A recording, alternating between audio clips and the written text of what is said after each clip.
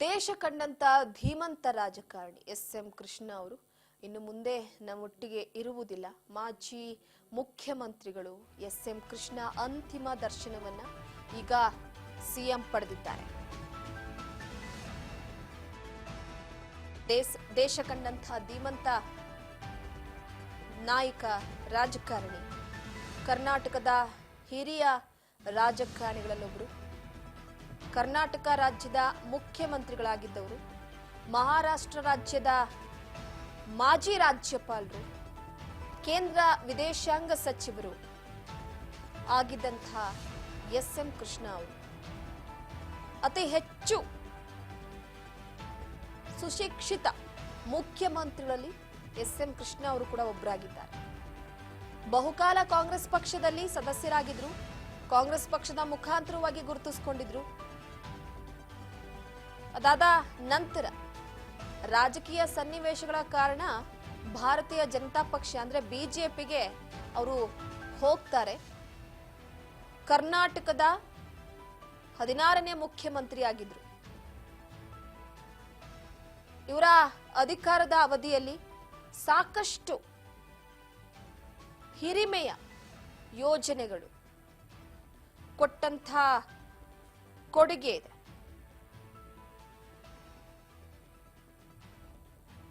ಪ್ರಮುಖವಾಗಿ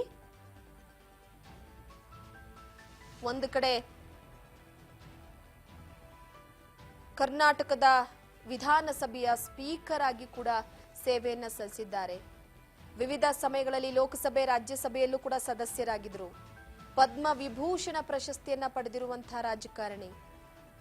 ತಮ್ಮದೇ ಆದ ವರ್ಚಸ್ಸು, ಹಾಗೆ ಒಂದು ಕಡೆ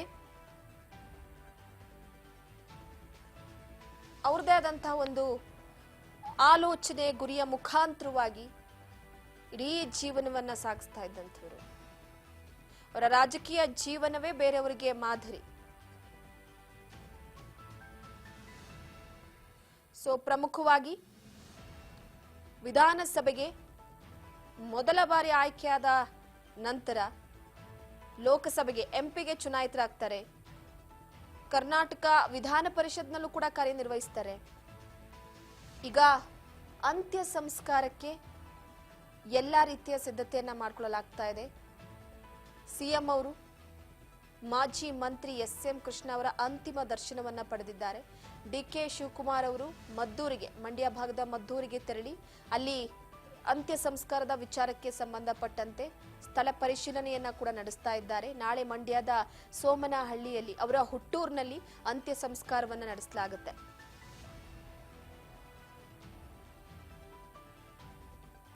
ಸಾಕಷ್ಟು ಪ್ರಶಸ್ತಿಗಳು ಎಸ್.ಎಂ. ಕೃಷ್ಣ ಅವರಿಗೆ ಹರಿದು ಬಂದಿವೆ.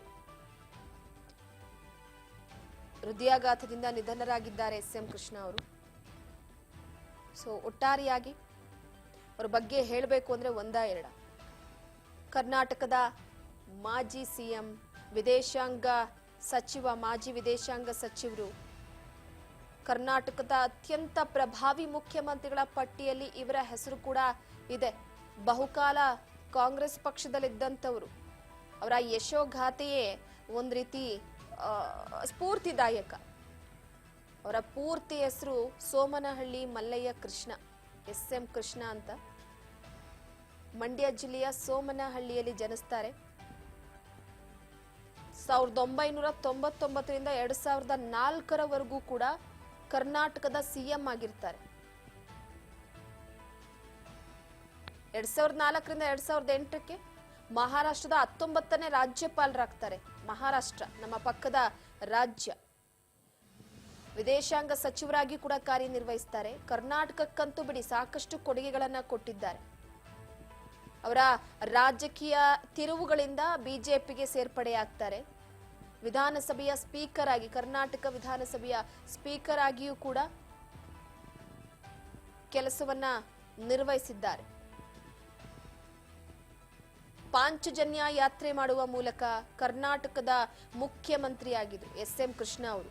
ತಮ್ಮ ಸರ್ಕಾರದ ಅವಧಿಯಲ್ಲಿ ಸಾಕಷ್ಟು ಕೊಡುಗೆ ನೀಡಿದ್ದಾರೆ. ಬೆಂಗಳೂರನ್ನ ಐಟಿ ಬಿಟಿ ಹಬ್ ಆಗಿ ಮಾಡೋದಕ್ಕೆ ಇವರ ಪಾತ್ರ ಅಂತೂ ಬಹಳ ಪ್ರಮುಖವಾದಂತದ್ದು. ಭೂ ದಾಖಲೆಗಳ ಡಿಜಿಟಲೀಕರಣ ಆಗಿರ್ಬೋದು, ಅನೇಕ ನಾಗರಿಕ ಸ್ನೇಹಿ ಉಪಕ್ರಮಗಳಾಗಿರ್ಬೋದು, ವಿದ್ಯುತ್ ಸುಧಾರಣೆಗಳಾಗಿರ್ಬೋದು, ಇವೆಲ್ಲ ರಚಿಸುವಲ್ಲಿ ಪ್ರಮುಖ ಪಾತ್ರವನ್ನ ವಹಿಸಿದಂತವರು ಎಸ್.ಎಂ. ಕೃಷ್ಣ. ಅಲ್ಲದೆ ಡಾಕ್ಟರ್ ರಾಜ್ಕುಮಾರ್ ಅವರನ್ನ ವೀರಪ್ಪನ್ ಕಿಡ್ನಾಪ್ ಮಾಡಿದಂತ ಸಂದರ್ಭದಲ್ಲಿ ಅವರನ್ನ ಬಿಡಿಸ್ಕೊಂಡು ಬರುವಲ್ಲೂ ಕೂಡ ಎಸ್.ಎಂ. ಕೃಷ್ಣ ಅವರ ಪಾತ್ರ ಬಹಳ ಪ್ರಾಮುಖ್ಯತೆಯನ್ನು ವಹಿಸಿದೆ. ಹೀಗೆ ಒಂದು ಖಾಸಗಿ ಚಾನೆಲ್ ನೋಡ್ಬೇಕಾದ್ರೆ ಶಂಕರ್ ಬಿದ್ರಿ ಅವರು ಕೂಡ ಮಾತನಾಡ್ತಿದ್ರು ಎಸ್.ಎಂ. ಕೃಷ್ಣ ಅವರ ವಿಚಾರಕ್ಕೆ ಸಂಬಂಧಪಟ್ಟಂತೆ. ಅಂದ್ರೆ ಶಂಕರ್ ಬಿದ್ರಿ ಅವರು ಈ ಕಾಡುಗಳ ವೀರಪ್ಪನ್ ಅವರ ಆಪರೇಷನ್ ಸಂದರ್ಭದಲ್ಲಿ ನಮ್ಮ ಕರ್ನಾಟಕದ ಪೊಲೀಸ್ ಇಲಾಖೆಯ ಹಿರಿಮೆ ಗರಿಮೆ ಎಷ್ಟು ಮಟ್ಟಿಗಿದೆ ಅನ್ನುವಂಥದ್ದನ್ನ ತೋರಿಸ್ಕೊಟ್ಟಂತಹ ಸಂದರ್ಭ ಅದು. ಡಾಕ್ಟರ್ ರಾಜ್ಕುಮಾರ್ ಅವರ ಅಪಹರಣ ಆದ ತಕ್ಷಣ ಇಡೀ ಕರ್ನಾಟಕದಲ್ಲಿ ಅಭಿಮಾನಿಗಳೆಲ್ಲ ಕೂಡ ರೊಚ್ಚಿಗೆ ಹೇಳ್ತಾರೆ. ಅಂತ ಸಂದರ್ಭದಲ್ಲಿ ಎಸ್.ಎಂ. ಕೃಷ್ಣ ಅವರು ತಮ್ಮದೇ ಆದ ರೀತಿಯಲ್ಲಿ ಒಂದು ಪ್ರಾಮುಖ್ಯತೆಯನ್ನ ವಹಿಸಿ ಪ್ರಮುಖ ಪಾತ್ರವನ್ನ ವಹಿಸಿ ಅವರನ್ನ ಬಿಡಿಸ್ಕೊಂಡು ಬರುವಲ್ಲೂ ಕೂಡ ಯಶಸ್ವಿ ಆಗ್ತಾರೆ. ಏನೂ ತೊಂದರೆ ಆಗದ ರೀತಿಯಲ್ಲಿ ವೀರಪ್ಪನನ್ನ ಹತ್ಯೆ ಮಾಡುವ ಮುಖಾಂತರವಾಗಿ ಡಾಕ್ಟರ್ ರಾಜ್ಕುಮಾರ್ ಅವರನ್ನ ಬಿಡಿಸ್ಕೊಂಡು ಬರುವಲ್ಲೂ ಕೂಡ ಪೊಲೀಸ್ ಇಲಾಖೆ ಯಶಸ್ವಿ ಆಗುತ್ತೆ. ಅದರ ಪ್ರಮುಖ ಪಾತ್ರ ವಹಿಸಿದಂಥದ್ದು ಎಸ್.ಎಂ. ಕೃಷ್ಣ ಅವರು. ಈ ಸಂದರ್ಭದಲ್ಲೂ ಕೂಡ ಅವರನ್ನ ನೆನಪು ಮಾಡ್ಕೊಳ್ತಾರೆ. ಸೊ ಹೀಗೆ ಇನ್ನ ಬೆಂಗಳೂರು ಐಟಿ ಹಬ್ ಅಂದ್ರೆ ಕಡಿಮೆ ಏನ್ರಿ, ಎಷ್ಟು ಜನ ಯುವಕರಿಗೆ ಉದ್ಯೋಗ ಸಿಕ್ಕಿದೆ.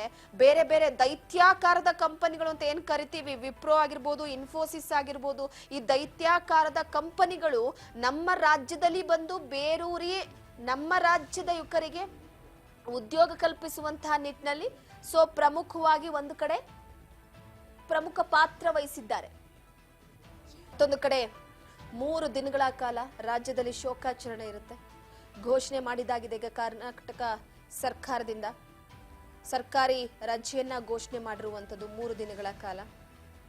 ಡಿಸೆಂಬರ್ 10ರಿಂದ 12ನೇ ತಾರೀಕಿನವರೆಗೂ ಕೂಡ ಶೋಕಾಚರಣೆ ಇರುತ್ತೆ.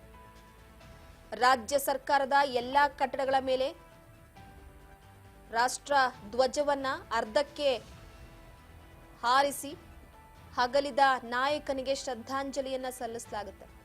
ಸಕಲ ಸರ್ಕಾರಿ ಗೌರವಗಳೊಂದಿಗೆ ಅಂತ್ಯಕ್ರಿಯೆಯನ್ನ ಮಾಡಲಾಗುತ್ತೆ. ವಯೋಸಹಜ ಕಾಯಿಲೆಯಿಂದ ಬಳಲ್ತಾ ಇದ್ದಂತ ರಾಜ್ಯದ ಮಾಜಿ ಮುಖ್ಯಮಂತ್ರಿ ಇವರ ಹಿಂದೆ ಅಂದ್ರೆ ಇವರು ಒಂದು 2 ತಿಂಗಳ ಹಿಂದೆ ಹಾಸ್ಪಿಟಲ್ಗೆ ಅಡ್ಮಿಟ್ ಆದಾಗಲೂ ಕೂಡ ಒಂದು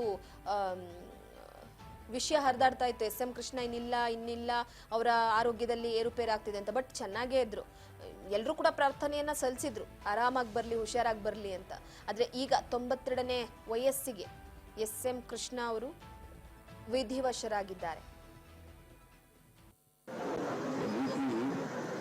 ಸೌಮ್ಯ ಸ್ವಭಾವದ ಸಜ್ಜನ ರಾಜಕಾರಣ, ಯಾವತ್ತೂ ಕೂಡ ಸುಳ್ಳಿನ ರಾಜಕಾರಣ ಮಾಡಿರಲಿಲ್ಲ, ದ್ವೇಷದ ರಾಜಕಾರಣ ಮಾಡಿರಲಿಲ್ಲ. ಬಹಳ ದೀರ್ಘಕಾಲ ಕರ್ನಾಟಕದ ದೇಶದ ಜನರ ಸೇವೆಯನ್ನು ಮಾಡಿದ್ದಾರೆ. ಅದರಿಂದ ಕರ್ನಾಟಕದ ರಾಜಕಾರಣ ಒಬ್ಬ ಒಳ್ಳೆ ವಾಗ್ಮಿಯನ್ನ ಸಂಸ್ಕೃತಿಕೊಂಡು ರಾಜಕೀಯ ಕ್ಷೇತ್ರಕ್ಕೆ ಬಹಳ ನಷ್ಟ ಆಗಿದೆ ಅಂತಕ್ಕಂಥ ಮಾತುಗಳನ್ನು ಹೇಳಿ ಅವರ ಆತ್ಮಕ್ಕೆ ಚಿರಶಾಂತಿ ದೊರಕಲಿ ಆಶಿಸ್ತೇನೆ. ಮತ್ತು ಅವರ ಕುಟುಂಬ ವರ್ಗದವರಿಗೆ, ಅವರ ಅಭಿಮಾನಿಗಳಿಗೆ ಅವರ ಸಾವಿನ ದುಃಖವನ್ನು ಭರಿಸ್ತಕ್ಕಂಥ ಶಕ್ತಿ ಕೊಡಲಿ ಅಂತ ಹೇಳಿ ದೇವರಲ್ಲಿ ಪ್ರಾರ್ಥನೆಯನ್ನು ಮಾಡ್ತೀನಿ. ಸೌಮ್ಯ ಸ್ವಭಾವದ ಸಜ್ಜನ ರಾಜಕಾರಣ, ಯಾವತ್ತೂ ಕೂಡ ಸುಳ್ಳಿನ ರಾಜಕಾರಣ ಮಾಡಿರಲಿಲ್ಲ, ದ್ವೇಷದ ರಾಜಕಾರಣ ಮಾಡಿರಲಿಲ್ಲ. ಬಹಳ ದೀರ್ಘಕಾಲ ಕರ್ನಾಟಕದ ದೇಶದ ಜನರ ಸೇವೆಯನ್ನು ಮಾಡಿದ್ದಾರೆ. ಅದರಿಂದ ಕರ್ನಾಟಕದ ರಾಜಕಾರಣ ಒಬ್ಬ ಒಳ್ಳೆ ವಾಗ್ಮಿಯನ್ನ ಸಂಸ್ಕೃತಿಕೊಂಡು ರಾಜಕೀಯ ಕ್ಷೇತ್ರಕ್ಕೆ ಬಹಳ ನಷ್ಟ ಆಗಿದೆ ಅಂತಕ್ಕಂಥ ಮಾತುಗಳನ್ನು ಹೇಳಿ ಅವರ ಆತ್ಮಕ್ಕೆ ಚಿರಶಾಂತಿ ದೊರಕಲಿ ಆಶಿಸ್ತೇನೆ.